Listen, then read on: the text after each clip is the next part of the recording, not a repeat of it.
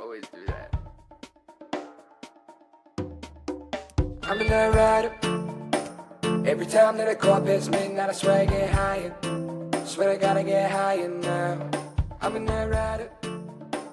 Every time that I give what I got, I supply that fire. I supply that fire. What's going on, bookworms, and welcome back to yet another edition of Bookmarks with Bump, the social commentary podcast where I have compiled the list of the greatest threads known to mankind. And what threads are, if you go through your X feed, formerly known as Twitter, always known as Twitter to me, threads are just a series of tweets that the author puts together, and they're supposed to tell a story. What are these stories they speak of? Well, we all have stories, and these stories mainly are about fitness or mindset, goal setting, all of those types of push yourself to the limits and better yourself every day type of things. But me being me, I'm going to talk about whatever the hell I want to from time to time. It could be a conspiracy. It could be a movie. It could be political. Hopefully not. It could be about sports. And right now, seeing that it's week 4 of the football season, we're going to dive right into what the hell is going on. And what the hell is going on is that we have advanced to 7-5 on the season. Last week, not too hot. Okay, full transparency. Thought I was seeing the board. Maybe I got a little bit cocky talking about whose money I had in my pocket. However, sports are sports and anything can happen. That's what I always say to avoid liability. And this is not financial advice. That's for damn sure. Anywho. Yeah, so right now I'm 37-11. I went 9-8 last week. I went 9-7 after starting 28-4. I thought I knew everything about football, and that's just the beauty of the NFL. Is nobody ever truly does. There's too many moving parts. There's too many things going on. And last week we saw exactly what that meant. And we could start with the backup bowl for sure, because we had two starting quarterbacks that ended up going down, and they went down quickly in the season. After 2 games, they weren't able to perform to their full capabilities, but this happened in 5 cases last week. There are only 27 NFL teams trotted out their original starters that they started with this season. Last week, we were down Joe Burrow, we were down J.J. McCarthy, we were down Jaden Daniels, we were down Brock Purdy, and we were also down Tyrod Taylor for the New York Jets. So, injuries across the league change games, okay? And we'll dive into that. However, we're starting right there with the backup bowl where Carson Wentz went out and got an NFL win. He got a start. He got a win. The Vikings played phenomenally, and they were led by Isaiah Rodgers. Isaiah Rodgers did a lot of the hard work in this game. Isaiah Rodgers led this team to victory this week. And what I mean by that, he's a defensive cornerback, okay? And what did he do? He scored as many points for the Minnesota Vikings that Aaron Rodgers scored for the Pittsburgh Steelers on Sunday. A defensive player with 2 touchdowns. Very rare. Doesn't happen often. A Minnesota Viking with 2 touchdowns hasn't happened since 1987. So Isaiah Rodgers goes out there and makes history, returns an interception for a fumble, and he also returns an interception for a touchdown, brings home a pick 6, and he also returns a fumble for a touchdown, or a fumble for an interception if you live in my world. What else does he do? He doesn't have to score when he gets a fumble. He recovers another fumble in the game. Just a tremendous defensive performance. This Minnesota Vikings defense picked apart Jake Browning. Jake Browning was sacked 3 times throughout the game and intercepted twice. They weren't able to move the ball in the run game at all. Completely ineffective. They fumbled. They lost 3 fumbles as a team, and it just was not a good outing for the Cincinnati Bengals, who, when you look back at Jake Browning and the teams that he was successful with, they did have Joe Mixon in that backfield, and that could be a big factor for why that team happened to go that way. Why our week happened to go that way, we're going to get into that as well, because that just happened to be the only game that I won for you guys. I went with my heart. I took the Patriots. I knew that they let me down in a game that they won when they beat the Dolphins the week beforehand. Well, the Steelers showed us why we can't really mess around with a good team when it comes to playing like that. We turned the ball over twice in the end zone, not the red zone, not the red area, not the field goal position, in the end zone. Drake May throws an interception in the end zone. And then we get down there again and get a chance to tie the game, and Ramondre Stevenson fumbles into the end zone, and the Steelers recover. We left 14 points on the field. That's the way I'm looking at it right now. 14 points. We were about to score 14 points. Hey, I'll even take 10 points at that point. There's no way that we don't score one of those touchdowns with Ramondre Stevenson going over the goal line. Is it time for Ramondre Stevenson? That's what we have to ask as Patriots fans. Yes, we are very loyal to a sense, okay? Ramondre Stevenson has been a workhorse for us, and he's extremely effective. It's not like he doesn't get out there and play his ass off. Now, he didn't necessarily do that well this week with just 3 receptions for 38 yards and didn't even carry more than 20 yards. But last week, you look at what he did against the Dolphins, and he played really well. He had a 42-yard reception in that game. It's spotty, and it's always been spotty with Ramondre, but right now it's very clear. He fumbles the ball a lot. He has more fumbles in the last 16 games than he does touchdowns. And without the ball, there's no program. The ball is the program. You need to secure the football. It's about possessing the clock, keeping the ball for a longer period of time, and scoring points. You have a prime opportunity to score points, and you get rid of the program instead of score the points. It doesn't make any sense to me at all. We would have won that game. The Steelers put up 21 on us. We still held a team to under 30 on our home field, which is great. But now I don't know what's going to happen when the Carolina Panthers come to town this Sunday. I mean, we're playing the Panthers, who I thought was a dumpster fire, and then they go out and they hold the Buccaneers to not the Buccaneers, the Falcons, division rivalry, to 0 points and drop 30 on them. So it's just unpredictable, and these things have needed to be addressed. And we have a very talented back with Trevion Henderson, who we drafted in the second round this year. He ended up getting 11 carries in the game. That's great. Didn't happen to do much with them, and that's tough with the Steelers front. The Steelers were riddled with injuries, and we still managed to drop this game to them. The Steelers have a tough task facing Carson Wentz and the Minnesota Vikings out there in Ireland early morning today. Okay? Right now, this podcast, as you know, comes out every Sunday at 4, so you know it's always up when you are. But there's a game at 9:30 a.m. today. God is good all the time. It's Sunday, and we get football early in the morning. What's better than that? Probably getting in your favorite podcast, Bookmarks with Bump, beforehand as he goes through this NFL slate. So yeah, that was a loss for my favorite team, and that was a loss for us as a team as well. And I'm sorry that I led you astray there. I led you astray again with the Arizona and San Francisco game. It's not like I was doubting Mac Jones at all. I'm a Mac Jones believer, okay? When Mac Jones played in New England, I didn't understand the downfall other than the offensive coordinator change and how that could have an effect on a very young and upstart quarterback. He went from Rookie of the Year to getting benched and thrown away. And he's had this resurgence here. And as much as the loss hurts, it actually feels, I feel something for Mac Jones here in a platonic way. I'm happy that he got the win over a division rival while he's backing up Brock Purdy, and he took a beating in this game. This game was an absolute dogfight. Early in the game, Nick Bosa, defensive end for the 49ers, tears his ACL. He'll be out for the season, and he knew as soon as it happened that it just wasn't good, and he was devastated, and his team rallied around him. This was a moment that I think was pivotal. I think, hey, call me crazy, but if Nick Bosa plays that whole game, Arizona wins. San Francisco had something to play for there.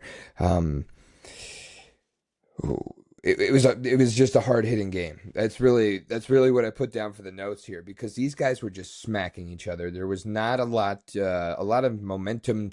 Momentum was getting stifled constantly. Arizona ended up scoring a touchdown late in the game to take the lead, and San Francisco, with Mac Jones in a knee brace, marches right down the field and gets a walk-off field goal to win the game.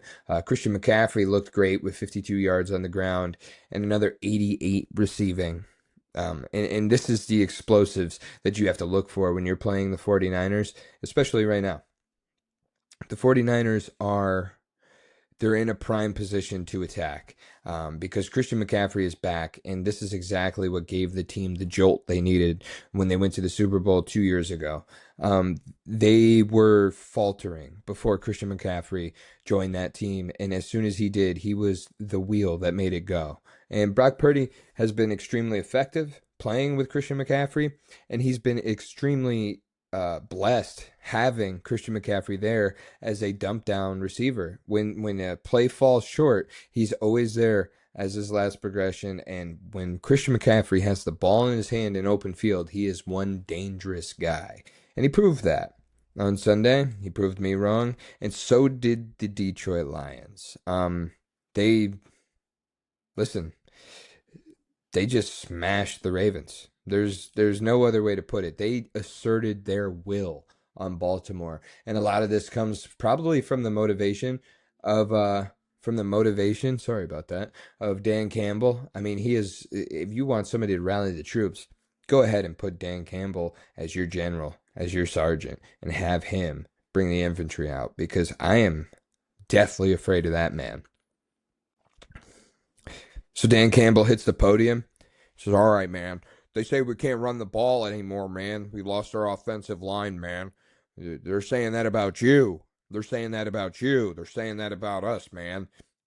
And that's not all right, man. So we're gonna just dominate out there. There's nothing that we could do except dominate out there, man." And dominate they did.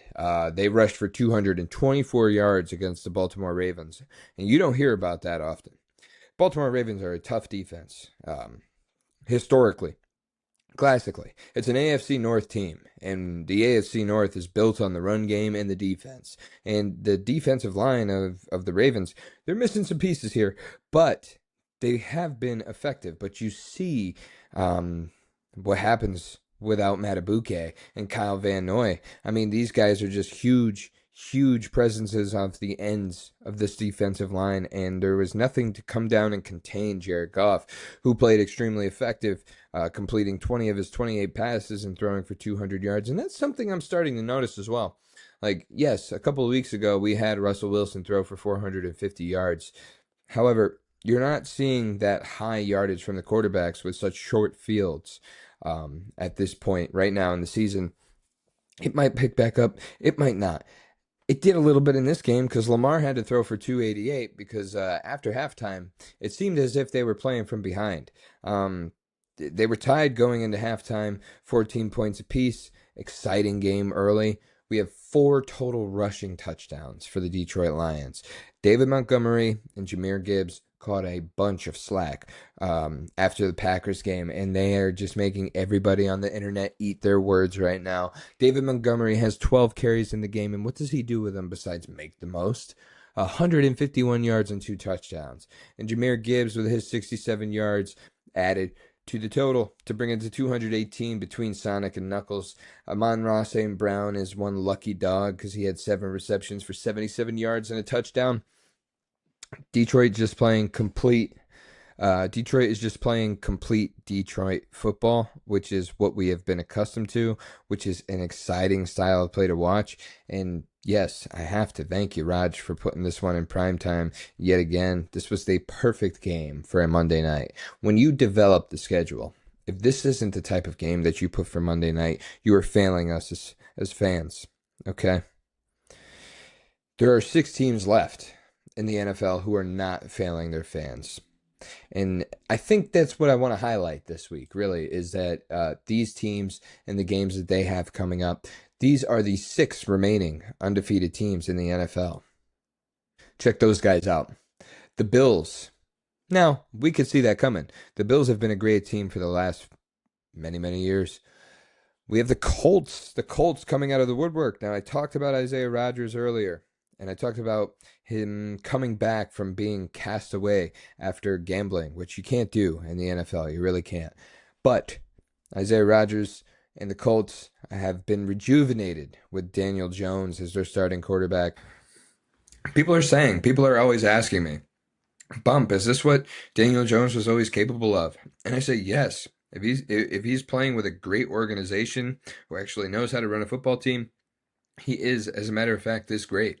Daniel Jones is playing at a high clip right now and leading the Colts to victory after victory after victory. They had that tough one where they sneaked one by Denver a couple of weeks ago. The other two games around that, they have completely dominated their opponent. They hung 40 on the Titans. They hung 40 on the Titans last week, and they put 30 up on the Dolphins as well.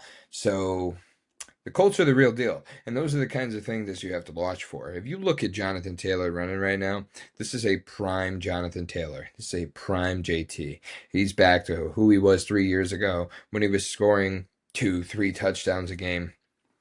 The guy's just a weapon. He was bouncing off of people, and he's getting good gaps to run through from his offensive line. We're very, very highly paid, if I may add. We'll move on from that because we have the Chargers. The Chargers are another team that are still remaining undefeated, and they are surprising the way they're playing. Not surprising that they're playing well, honestly. They have all the talent, but they're not playing the style of game that we thought they would, and we'll dive into that in a little bit. The Eagles remain undefeated, okay?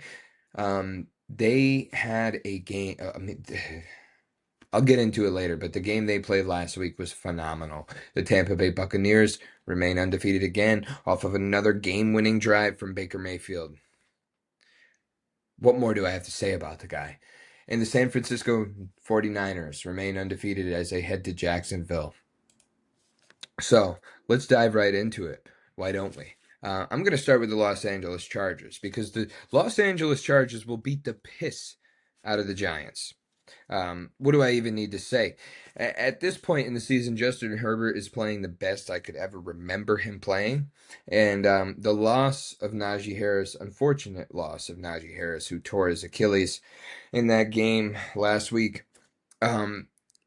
it's not going to hamper the Chargers offense at all. Not just because they have Omarion Hampton in the backfield, but because they're not really throwing the ball. They are using play action because people are like expecting them to run the ball because they're a Jim Harbaugh-led team. Eventually, soon, at some point throughout the season, that's got to let up a little bit. But I don't see that becoming a problem anytime soon. The way that Herbert's slinging it, hanging in the pocket last week against the Broncos, taking some tough shots and still delivering the ball. Quentin Johnson looking like the player we always thought he would be. Keenan Allen being the Charger we knew him to be. And Ladd McConkey waiting patiently for his turn. Jackson Dart is going to start for the Giants on Sunday. They are putting Russell Wilson on the bench and trotting out their brand new shiny blonde rookie with curls. I don't really expect the Giants offensive line to learn how to block anytime soon, so it's going to be a tough welcome to the league for Jackson Dart with this defensive scheme that Jesse Minter's putting together for the Los Angeles Chargers it's been phenomenal so far. The way he's been able to disguise Derwin James, and Derwin James just being the weapon that he is, really bodes to be a confidence killer for quarterbacks that he's up against because you don't know where on the field he's going to be, and the next thing you know, he's either bringing you down to the ground or he's pulling in an interception, and that's just the kind of dog that Derwin James is. Next, we'll have the Bills. The Bills play the Saints. This one. The Buffalo Bills are going to have a tough test for their offense with this tough... Oh, wait. Any last characteristic the Saints had before this season is completely gone. At this point, they are tanking for Archie Manning, and it's not looking great. They used to be a team that was prided on their defense, and they just let Sam Darnold hang 40 on them last week when they played the Seahawks. So it's really a sad state of affairs in New Orleans, and they have no quarterback play to rely on. I feel extremely bad for Alvin Kamara, who's one of the most talented running backs in the league, who has to continue to play with such a disenfranchised franchise. I mean, the Bills win by 100 in this game, and we actually have a team that will add a 1. I know I was really high on the Colts. extremely high on the Colts. I am smoking so much Colts Kush that I am floating through Indianapolis right now, and I am on the East Coast. That's how high on the Colts I am. However, I do believe that they fall victim to revenge this week. And it's not like they've ever done anything to the Rams. It's just that the Rams they didn't even get embarrassed. Like they just got duped. And I'm sure right now they're very angry about it. And I'm sure they have a lot to say and a lot to do. Okay? And that's exactly the Colts. The Colts, unfortunately, are who they're going to take it out on. And it's not like this is anything against the Colts at all. The Rams should be undefeated, but they aren't. They lost a game of destiny. The Eagles played in a game of destiny last week, and both potential game-winning field goals that they lined up to kick got blocked, which is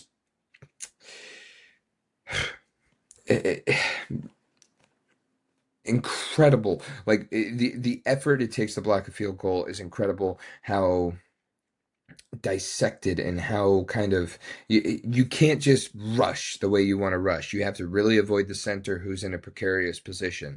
And to be able to go through the middle and block a field goal, which is what the Eagles did twice, is an extreme testament to how much they want to dominate their opponent week in and week out.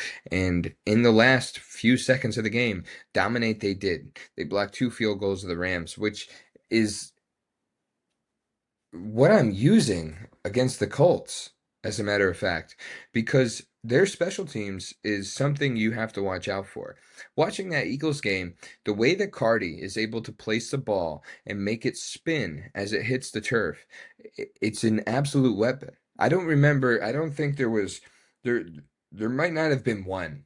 There might not have been one single drive where the Eagles started on the 30, on the 35. There were no touchbacks. Uh, Cardi is able to place the ball on the turf and make it spin and confuse the hell out of the kickoff returner.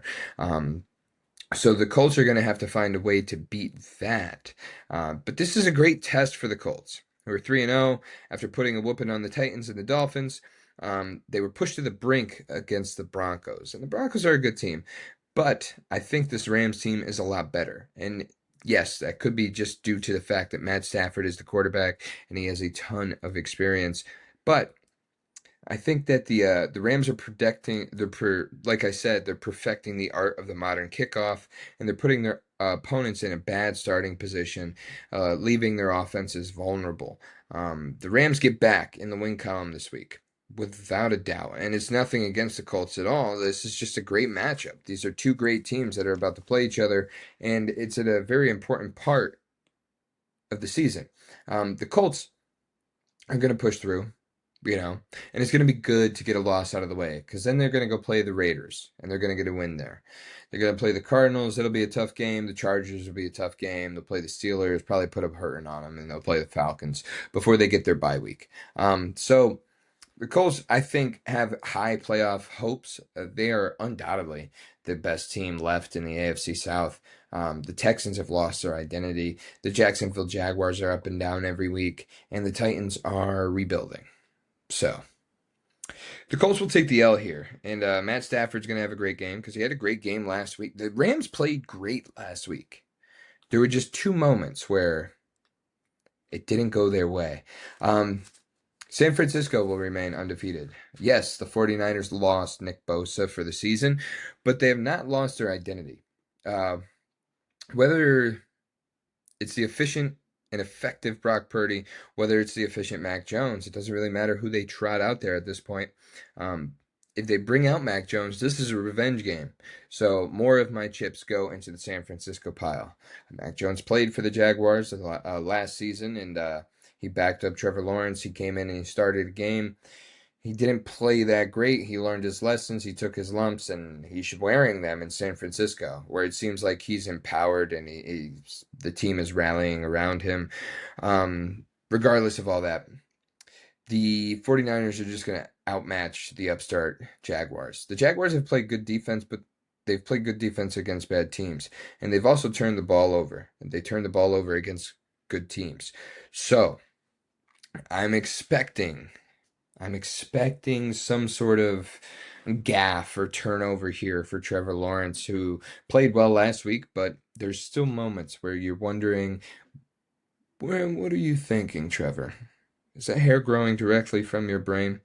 Who am I to talk, right? I'm inside wearing a hat because I'm bald. Fred Warner is the heart and soul of that 49ers defense. And if he's on the field, I feel confident backing that defense to win against a Trevor Lawrence who can be tricked and baited. And I think the 49ers defensive scheme with Robert Salah is what it was a few years ago. Dominant. So he's going to throw some wrenches into whatever Trevor Lawrence is doing. And they're going to take an L. The 49ers will advance to 4-0. So I expect all five of those. I expect 5 of the 6 teams to win. And if I'm wrong about any of them, it's going to be the Colts. I guarantee you that. There is one grand finale, the last game that I didn't get to. Okay. So I'm really only expecting 4 of these 6 teams to win because 2 of them are playing each other. The Philadelphia Eagles will travel down to Tampa. Tampa Bay will welcome Philadelphia to the Raymond James Stadium for a 3-0 show. I think that this will be the moment where it's like, are we going to play these games all season? We saw what happened last week for the Philadelphia Eagles where they played conservative. And even Jalen Hurts said after the game, like, we are not playing our style of play. We're playing not to lose. And I don't want to play not to lose. I want to play Philadelphia Eagles football. And what you saw in the second half was Philadelphia Eagles football. Jalen Hurts went on to throw for over 200 yards. He went on to find A.J. Brown for 106 yards. I mean, you got to be able to air it out. And he is. I don't know why there's so much talk about Jalen Hurts not being able to throw the ball.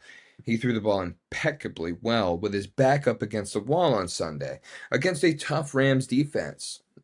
I mean, he stood in the pocket. He took some hard hits. He moved when he had to. I think that the Eagles really want to drain the team that they're playing up against. I believe that to be a fact. However, I do think that they're better than that. They can play with more finesse, and they showed us that in the second half against their game against the Rams. I This is a tough one because I love, and I love the Baker Buccaneers. I love Baker Mayfield. I love the fire that he plays the game with. I think he's one of the best quarterbacks in the league right now. He may be the best, but he is playing behind a tough offensive line. They are banged up. They have a center playing left tackle. They have a right tackle playing guard. They have a guard playing center. They've got pieces moved all around that offensive line right now. And there's one defensive line in the league that I do not want to test new pieces out with, and that's the Philadelphia Eagles with Jordan Davis and Jalen Carter, the 2 names who blocked the field goals last week. Jordan Davis blocked a field goal and returned it for a touchdown. He's 300 pounds, and he hit 18 miles an hour on the field. You want to see that guy coming at you? I know I don't. And Baker is quick and shifty enough to get around a lot of these rushes and scramble out and throw the ball extremely effectively. He's got such a rocket for an arm. This guy is, I mean, he's the best. He's the best. Baker's the best. But the Eagles' defensive line is just a little bit better. And that's a lie. They're a lot better. The Buccaneers did sign an absolute dog. They drafted this fella from Florida, and he is a 6'5", 488-pound defensive tackle. I think they brought him in to kind of stop that tush push. So which it bodes well for watching the game, because I think that's going to force the Eagles to do what they're capable of doing. It's going to force the Eagles to do what Jalen Hurts said, and that's play their style of ball. And that's what I want to see. I want to see Jalen Hurts slinging the pill a little bit more, because that A.J. Brown connection is just so smooth. And that Devontae Smith out route right on the goal line, just a little bit smoother. The Slim Reaper. I love Devontae Smith. While we're on this game, before I move on to the threads, which are just me cleaning out the closet at this point, I love the fastest 3 minutes in the NFL with Chris Berman on Monday Night Football. And during halftime, Chris Berman called Emeka Ibuka, Emeka Peekabuka, and that is the greatest thing I've heard so far this season. Chris Berman, you still got your fastball and you're hitting the paint, so keep throwing that, baby. Right now, it's just a Wednesday night. It's a rainy Wednesday night here in the land before time. And what else can I do on a rainy night? There's no football on, there's no football, so how can I sit back and relax? And that's what we talk about here. Mainly what we talk about here is how to change your life, how to get in shape, how to change your mindset. But we're going to talk about how to get lazy here because Psych Wizard put out a thread. He put out a thread of 10 Netflix movies that will change your life and your mindset, which is like, hey, that's perfect for the podcast, right? I think I bookmarked this a long time ago for myself, selfishly, and I never got around to it. So I'm going to pick up some movie recommendations here from the beautiful Twitter, and we're going to dive right into it. Now, Interstellar is a movie that I have not seen, but I can play the song on the piano, if that counts for anything. Number one is Interstellar, a must-see masterpiece, according to whoever that guy is. Number two is The Social Dilemma. Now, this is a documentary that I did watch. It is very alarming and shocking. And here I am scrolling through Twitter, but I'm not big on social media. I'm not an Instagram or Facebook guy. I just scroll through this little zeitgeist from here and there to see something to make me laugh or make me think. And Social Dilemma is really all about how they're using everything we're looking at. Number three, before we get too paranoid, is The Pursuit of Happiness. This is a great tale of just perseverance and the American struggle. And Pursuit of Happiness is a great movie. If you feel like you want to cry, turn it on. Number four, from the creators of Love Actually, Notting Hill, 4 Weddings and a Funeral. About Time. Which one's is About Time, the movie? I don't know. Never seen it. Doesn't really look like it's my flavor, though. The Green Mile, though. This is a great movie. This is one I watched when I was younger, so I don't really know what to pick up on. And I think that's always a great thing to do. Whenever you're just sitting around bored, watch a movie you used to watch all the time when you were younger and see if it still holds up. Number 6 would be Inception. Great movie, never saw it. Number 7, A Beautiful Mind with Russell Crowe. I've heard about it. I think this movie's kind of fucked up. I don't know. I've never seen it. Schindler's List, about the Holocaust, never seen it. And number 9, The Fundamentals of Caring with Paul Rudd. Paul Rudd, Selena Gomez, and Craig Roberts. Sounds like a great cast. Never seen it. Steve Jobs, The Man in the Machine. I did see this one. I didn't really care for it much. Get out of here with your advertisements. So this is a thread that I'm going to keep on the bookshelf. I'm going to watch a movie at some point here. Not right now, though. We're going to train because I don't feel like being lazy. Okay? Fit for Golf put out a tweet. This is a tweet, just a single tweet, not a thread. So watch this demonstration very carefully.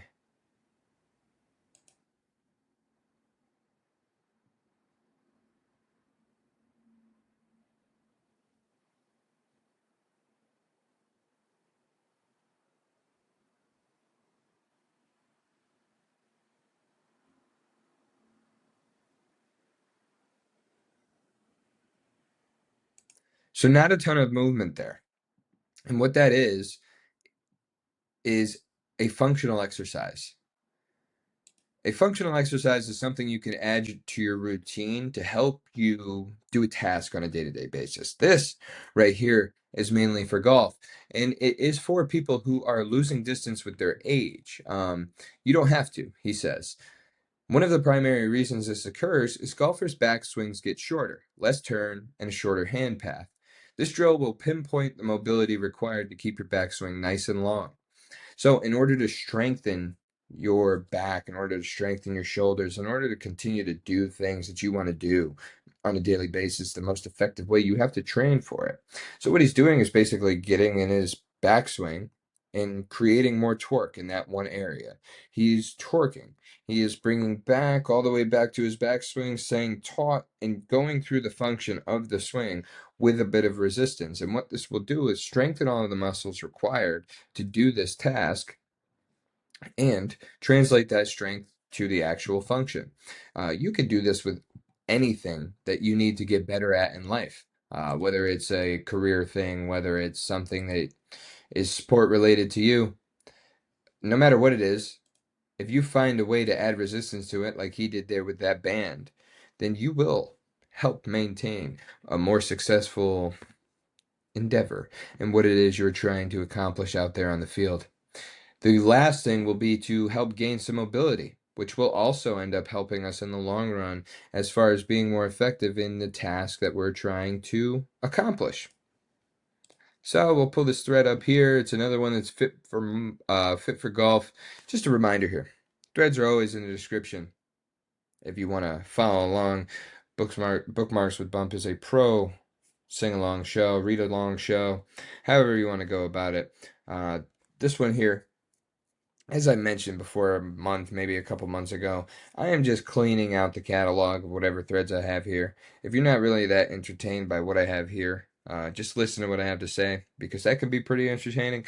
Or, just wait until the next episode or something, because I always got something coming down the hatch, throwing curveballs left and right, because this is a little bit of a curveball to me. But let's see what this guy's doing here. Standing with this post at arm's length, a deep squat, a back bend to a toe touch. Just a pelvic rotation here.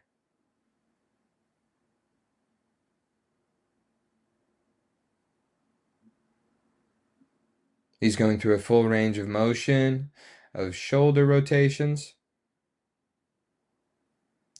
clockwise and counterclockwise. And he's doing the same thing with his head here.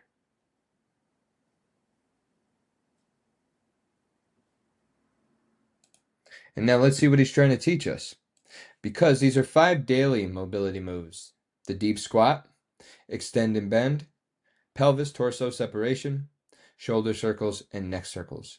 You got to stay and get so supple. Interesting term here. To 10 to 20 reps daily.